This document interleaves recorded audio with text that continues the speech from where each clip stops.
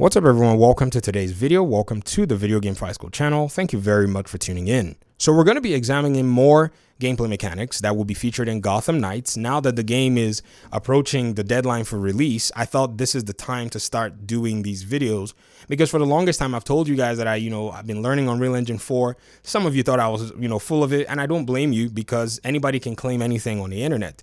So in order for us to introduce this, I don't know if you guys have seen this, I was able to go ahead and recreate a skeleton prototype of the Mystic Leap that Red Hood has. And I did it in Unreal Engine 4 because that is the engine that Gotham Knights is being developed on. If you haven't seen that video, there are details about all of the process, the code, and all of the above. I'll try my best to link that in the description for you, but if you're looking for it, it'll be my last video. Now, I set my sights on Robin's Traversal, and also what was crazy is one of my audience members commented and said, hey, are you going to be able to take a look at Robin's? Because I think a lot of people are interested in this character because not a lot about him has been seen. Now, first of all, I want to go ahead and say that his traversal is actually, in my opinion, the most impressive from a development standpoint. I know many people are going to say in the comments they could have just let everybody have the same traversal. But ladies and gentlemen, I'm sure if they had given everybody the same traversal, there would have probably been people who would have said, well, it's all boring because everybody traverses the same. But at the end of the day, they still have basic traversal similarities like grappling, using the bat bike, and so on and so forth. So it's not like it's all a loss. If you don't like the ability, I guess you can use other methodologies. You can grapple, and it won't be a problem for you from ledge to ledge. But seeing as we haven't seen much about Robin and we've seen Batgirl, we've seen Nightwing and Red Hood, I can say let's go ahead and take a very close look at Red Hood's traversal and see what we can gain from it. So first of all, input settings will probably be the same as Red Hood and Batgirl. We saw that in their gameplay and the ability reveals. R2 is how you do your heroic traversal. Now, in the case of Robin, I think what you're going to see is some kind of a teleportation that works with the targeting and a camera system. And I think that's the basic aspect of it. And then eventually you have other elements that are already, in a sense, developed alongside it. So first of all, if we use this clip that the developers posted on Twitter a while ago, you'll see that it appears to me that while Robin is in the air, you're able to do this ability. I don't know if you can do it without being in the air. Now, the reason I say that is because I don't think they want you to be able to teleport from one place on the ground to another place. Who knows? It might be a thing and I just don't know. So I'm just interpolating from what it is that they've shown us. But if they want you to do it from the air, then I think it's very optimal. And then Robin himself will basically activate some kind of an aiming system whereby as you activate that aiming system, he basically vanishes from the frame. So what's happening here is his visibility in Unreal Engine 4 has been set to off. Now, this game is made in Unreal Engine 4, so I'll be using some terminology, interchangeably because it's just what I'm used to. Now, when the visibility is off, all you get to see is this targeting system. And then I'm certain that with your camera control button, or if you're using a mouse, you can actually move the targeting system to the direction that you actually want him to land. And you have a visual effect that's also showing this targeting system. And they would have made this in a material system of some kind, maybe in the engine or somewhere outside of the engine. And then you can place that material where you want it to land and then maybe hit a button to move you out of that teleportation or release the R2 trigger that you just hit. And then Robin is going to find himself in the place that you want him to teleport to. Now, the crazy thing though is we've seen different methods of this thing showing up. I think in the open world trailer, I think they may have shown a timer of some kind that is also working with this. So there might be a timer functionality that gives you, say, maybe a time frame for you to actually commit to the point that you want to fast travel to or teleport to, and the character will basically do that.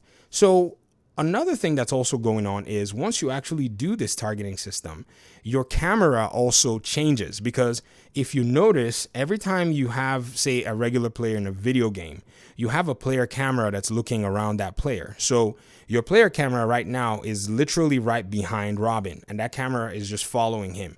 In Unreal Engine 4, your camera is actually tethered to your character. Let me go ahead and show you guys right here. so that you can see it for yourselves. Now, let me take a minute to look at this. Okay, so here's the third person character. This is the Unreal Engine, third person character. And this is him right here. This is his player camera.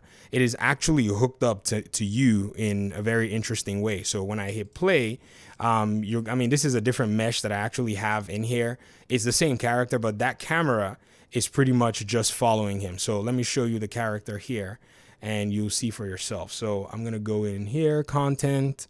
I'm going to go into third person, blueprint. And then when I drag him out here, you're going to see that he has this camera, pretty much tethered with him. So this is your player camera. And when you're moving, the camera follows you because the way you set up a character in Unreal Engine 4 is you use a camera boom and or a spring arm or whatever it is it's called in order for you to be able to attach that camera to your character, and then that camera is following you. So when Robin goes into that animation where, he activates his teleportation, then what you see is that camera orientation changes. Now, what I don't know is if the developers are using a secondary camera that follows you. So there are many ways you can do it. Everything in development can be done in like 3 zillion ways. It could be there's a second camera that follows him around, but you'll never see that camera. Your other players with you will never see that camera because they're hidden in game. And so once you go ahead and activate the teleportation, it could be that you switch to that second camera. And I think that's the more likelihood because that main camera is tethered to him. And so you might be able to switch to that other camera and then hide your main character. It's like a magic trick. It's like, it's literally, some abracadabra type thing going on here, but there's already code for it. And then now that second camera is attached to your targeting system. Once you lay your target down, then Robin is going to pretty much commit and then zap himself to that area where it's supposed to be. It's a very cool mechanic. I really think that from a dev perspective, man, they did not hold back any punches to be able to get this system looking the way it is. Now, if you were to even juxtapose this with other functionality, like what we got to see here in the Batgirl trailer, where he zaps and knocks out an enemy NPC and teleports them to himself, that's also another really cool one. And I can probably try my best to explain the little bit of, alchemy behind that one from the frames that we have here. And I'm sure most of you will probably be interested in looking at that. So let's see where he comes into the frame where Robin teleports into this game set. Well, he's already in the game session, but he teleports to this area where Batgirl is. And he comes in, and then as he's standing on the rooftop, I think he's using that, targeting system right here. If you notice, there's an animation that plays. He puts his hand on his head. So I think this is what the developer's preliminary footage or preliminary system looked like. I don't know if it's going to be exactly the same in the game because they've made some tweaks if you didn't know. And so he's probably targeting the enemy NPC that he wants to, take care of. And then as he teleports, look very carefully, right as he's teleporting, the enemy NPC is pretty much spawning in the area where he is. So you see what's going on here. Look very closely. That enemy NPC that he targeted has already despawned because of the code and the programming and the parameters that they have there. So if he targets an NPC and commits to it, that enemy NPC instantly disappears from where they are. So basically they may use a teleportation system. They may use a visibility. They may use some kind of there's a node in Unreal Engine that basically shoots a character to a place. They could use all kinds of different things to do it. But then now you see the character is just halfway appearing and that's all it is. And then bam, the character is on the floor. The enemy character is on the floor. And then Robin goes ahead and takes them out. So it's actually pretty interesting, and I'll be very happy to see a little bit more about Robin because I'm sure everyone here in the community has been asking questions about him because I think his premise is actually pretty cool. And as long as his teleportation, continues to be something that you can, interweave with other elements in the game, I think it's going to make it quite cool in terms of how they're going to implement the character. Plus, the lore behind it is also pretty solid. I mean, a Justice League piece of technology that's just literally sitting in the belfry. This just probably says that Batman has been in all kinds of league with the Justice League members for him to have a device like this. He probably uses it in some missions or whatever it is, or maybe something that was gifted to him by another Justice League member. And I think his actually has a huge case for extension and expansion of the story into that universe more than anything else that we've seen so far. But I'd love to hear your thoughts in the comment section. Thanks so much for watching the video. I really appreciate you guys' time and audience, and hopefully we'll talk pretty soon. Peace out.